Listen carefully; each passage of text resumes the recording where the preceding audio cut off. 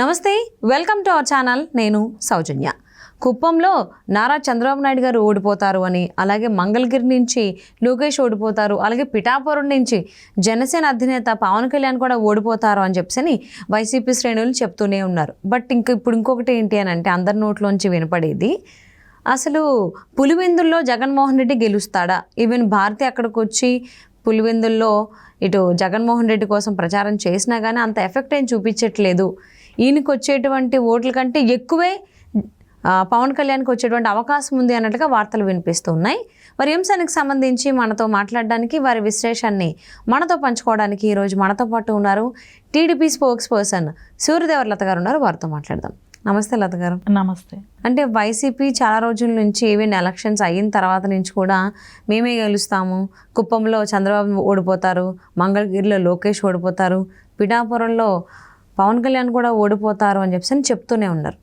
But ఇప్పుడు వచ్చేసరికి అసలు జగన్మోహన్ రెడ్డి గెలుస్తాడా అనేటువంటి క్వశ్చన్ కూడా వైఎస్ఆర్సీపీ శ్రేణుల్లో తలెత్తుతోంది అనేటువంటి టాక్ వినిపిస్తోంది. అది ఎంతవరకు వాస్తవం అంటారని, అలాగే పులివెందుల్లో జగన్మోహన్ రెడ్డికి వచ్చేటువంటి ఓట్ల కంటే ఎక్కువే అటు పిఠాపురంలో పవన్ కళ్యాణ్కి వచ్చేటువంటి అవకాశం ఉంది అన్నట్టు కూడా వార్తలు వినిపిస్తున్నాయి. దీని గురించి మీ అభిప్రాయం ఏంటి? ఎందుకంటే జగన్మోహన్ రెడ్డి ఓడిపోతాడేమో అనే భయం కూడా పులివెందుల్లో స్టార్ట్ అయ్యింది. ఎందుకంటే కుటుంబం నుంచి వ్యతిరేకత ఉంది. అక్కడ షర్మిల గారే కానివ్వండి, సునీత గారే కానివ్వండి, సౌభాగ్యమ్మ గారే కానివ్వండి, వీళ్ళందరూ కూడా ప్రచారం చేయటం జరిగింది. సో వాళ్ళందరూ కూడా అంటే అవినాష్ రెడ్డిని ఒకళ్ళని చూపెడుతూ దానికి సపోర్ట్ చేస్తున్న వ్యక్తిని మీరు గెలిపించాల్సిన అవసరం లేదన్నట్టే వాళ్ళు మాట్లాడటం జరిగింది. అంటే జగన్మోహన్ రెడ్డికి వ్యతిరేకంగానే వాళ్ళందరూ కూడా ప్రచారం చేయటం జరిగింది. అక్కడ క్యాండిడేట్గా కూడా కాంగ్రెస్ క్యాండిడేట్ని వాళ్ళు షర్మిల గారు వెళ్ళి వాళ్ళకి ప్రచారం చేయటం కూడా జరిగింది. సో అసెంబ్లీ పరంగా కాంగ్రెస్ అభ్యర్థికి ఓటేయండి అని కూడా వాళ్ళు షర్మిల గారు బహిరంగ సభలో మాట్లాడటం కూడా జరిగింది. కానీ ఇక్కడ అన్నీ చూస్తుంటే మళ్ళా ఎక్కడ ఓడిపోతాము అనే భయంతోనే అవ్వచ్చు, ఏదైనా అవ్వచ్చు, భారతిరెడ్డి గారు కడప గడపకి తిరిగారు. సో అక్కడ తిరుగుతున్నప్పుడు కూడా వ్యతిరేకత ఆటోమేటిక్గా ఆవిడని డైరెక్ట్ అడిగిన వాళ్ళు ఉన్నారు కదా. సో ఇప్పుడు ల్యాండ్స్ ఇష్యూ గురించి, మా పాస్బుక్ల మీద మీ ఫోటోలు ఏమిటి, ల్యాండ్ టైటిలింగ్ యాక్ట్ గురించి వాళ్ళు మాట్లాడటం జరిగింది కదా. సో మా పాస్బుక్ల మీద మా తాత ముత్తాతలు సంపాదించి ఇచ్చిన ఆస్తుల మీద మీ ఫోటోలు ఏమిటి అని అడగటం జరిగింది. సో అది ఎవరైతే వైసీపీ సానుభూతి పరులు ఉన్నారో వాళ్ళే అడగటం జరిగింది అది. సో అక్కడంతా వ్యతిరేకత ఆవిడకి బాగానే కనపడింది. సో ఆవిడ మొత్తం క్యాంపెయిన్ చేద్దామని అనుకుని వెళ్ళిన ఆవిడ 4 రోజుల్లో రిటర్న్ వచ్చినట్టుంది. ఎక్కడా కూడా మళ్ళీ క్యాంపెయిన్ చేసినట్టు కూడా లేదు. దాని వ్యతిరేకత ప్రజల్లో అందరిలోనూ ఉంది. సో స్పష్టంగా కనపడుతుంది. ఆఖరి తల్లి గారైన విజయమ్మ గారు కూడా అమెరికా నుంచి ఒక వీడియో పంపించడం జరిగింది. అంటే అక్కడ ఏమన్నారు, షర్మిల గారికి సపోర్ట్ చేస్తూ మాట్లాడారు. సో రాజశేఖర్ రెడ్డి గారి కూతురు షర్మిల గారు నిలబడ్డారు. రాజశేఖర్ రెడ్డి గారిని ఎంతైతే ఆదరించారో అలాగే షర్మిల గారిని కూడా ఆదరించండి అని చెప్పారు. అంటే షర్మిల గారికి ఓటేస్తూ షర్మిల గారిని అది చెప్పినట్టు నడుచుకోమని, అంటే ఆ రాజశేఖర్ రెడ్డి ఫాలోవర్స్కి అందరికీ కూడా షర్మిల గారిని ఆదరించమని అంటే ఆవిడ చెప్పిన బాటలో నడవమన్నట్టే ఆవిడ డైరెక్ట్గానే మెసేజ్ పాస్ చేశారు. అంటే ఏంటి, జగన్మోహన్ రెడ్డికి వ్యతిరేకంగానే ఆవిడ అక్కడ చెప్పటం జరిగింది.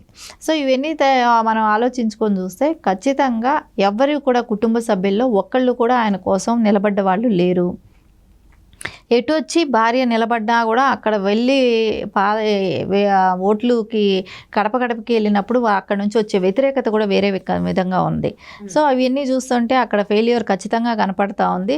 ఇంకా ఎటు వచ్చి తెలుగుదేశం క్యాండిడేట్ అయిన బీటెక్ రవి గారు కూడా ఆయన గత ఎమ్మెల్సీగా కూడా ఉన్నారు. అంటే వివేకానంద రెడ్డి గారి మీద గెలవటం జరిగింది ఎమ్మెల్సీగా. సో గెలిచిన తర్వాత కూడా ఆయన అంటే 3 రాజధానులు ఎప్పుడైతే జగన్మోహన్ రెడ్డి దాన్ని ఎత్తాడో, సో దాన్ని శాసనమండలిలో ఆమోదించుకోవటానికి సంతకాలు పెట్టాల్సి వస్తుందని చెప్పేసి ఆయన రాజీనామా చేయటం జరిగింది బీటెక్ రవి గారు. సో అది రాజీనామా అంటే ఉన్న పదవిని రాజీనామా చేయాలన్నా కూడా ఆ ధైర్యం అనేది ఉండాలి, ఆ తెగింపు అనేది ఉండాలి. ఖచ్చితంగా ఆయన అదే రకంగా ఆయన రాజీనామా చేయటం జరిగింది. మళ్ళా ప్రజల్లో యథావిధంగా అలాగే ఉన్నారు. అంటే పులివెందుల ప్రజలకు అందరికీ అందుబాటులో ఉండటమే కానివ్వండి, జగన్మోహన్ రెడ్డి సీఎం అవ్వచ్చు, సీఎం అయినా ఆయన 5 ఏళ్ళకు ఒకసారి వచ్చి వెళ్తాడు. అంటే అది కూడా ఎప్పుడు పులివెందల్లో వాళ్ళ నాన్నగారి సమాధి దగ్గరకు వచ్చినప్పుడు సంవత్సరానికి ఒకసారి వస్తారేమో, అంతకు మించి అక్కడ ఎప్పుడు కూడా అక్కడ కూడా ఎన్ని గంటలు 2-3 గంటలు స్పెండ్ చేస్తాడేమో, తర్వాత వెళ్ళిపోతాడు. సో అక్కడ బాగోగులు కూడా పట్టించుకున్న పాపం లేదు. సో వాళ్ళకి ఎవరికైనా కూడా ఏమనిపిస్తుంది, లోకల్లా మనకు అందుబాటులో ఉన్న నాయకుడు కావాలనేది అనుకుంటారు కదా. సో అందుబాటులో ఒక సీఎం క్యాండిడేట్ ఉన్నా కూడా సో ఎవరు కూడా పట్టించుకోవట్లేదు కదా. అక్కడ డెవలప్మెంట్ కూడా ఏం జరిగినా ఏమీ లేవు. అంటే అది గతంలో జరిగినది కానీ తర్వాత ఎప్పుడు కూడా జరగలేదు కదా. సో ఖచ్చితంగా బీటెక్ రవి గారు కూడా పుంజుకోవటం జరిగింది.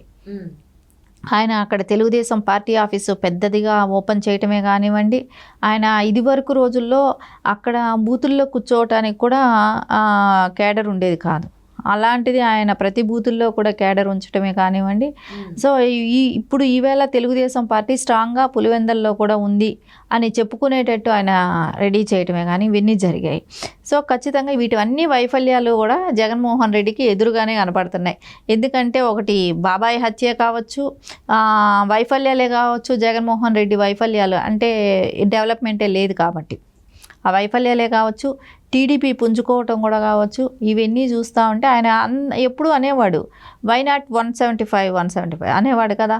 ఇప్పుడు ఆయనకి అదే కుప్పం అని అనేవాడు. కుప్పం కథ పక్కన పెడితే ఇప్పుడు ఈరోజు పులివెందలే ఆయనకు వస్తుందా రాదా, ఆయన గెలుస్తాడా గెలవడని బెట్టింగులు జరుగుతున్నాయంటే, అంటే ఒక సీఎంకి ఉన్న ప్లేస్ ఆయన గెలవలేడు అనేది బెట్టింగులు జరుగుతున్నాయి అని అంటే అపోజిషన్ కూడా అంటే గెలవరు అనే వాళ్ళు కూడా ఉండబట్టే కదా బెట్టింగ్లు అనేది జరుగుతున్నాయి. గెలుస్తాడనే ఒక వర్షనే ఉంటే బెట్టింగే ఉండేది కదా, గెలవరనే వర్షన్ కూడా ఎక్కువ అయింది. ఖచ్చితంగా ఆయన గెలిచే అవకాశాలు అయితే కొంచెం తక్కువగానే కనపడుతున్నాయి. అంటే ఎప్పుడైనా కానీ పులివెందులు అనేది ఈవెన్ రాజశేఖర్ రెడ్డి గారి ఫ్యామిలీకి కంచుకోటగా ఉండేది. అంతకుముందు వాళ్ళ నాన్నగారు రాజారెడ్డి గారి దగ్గర నుంచి. అంటే ఇప్పుడు జగన్మోహన్ రెడ్డి వల్ల అది ఆ ఫ్యామిలీ కోల్పోబోతుంది అంటారా ఈ ఎన్నికల ద్వారా? ఖచ్చితంగా అది కోల్పోయే అవకాశం కూడా కనపడుతుంది. ఎప్పుడైతే వివేకానంద రెడ్డి గారి హత్య జరిగిందో ఆ కుటుంబంలోనే వాళ్ళకే ఫ్యాక్షన్ రాజకీయాలు ఎక్కువ అయ్యాయో, అంటే గొడవల పట్టంలోనూ తెలిసిపోతుంది.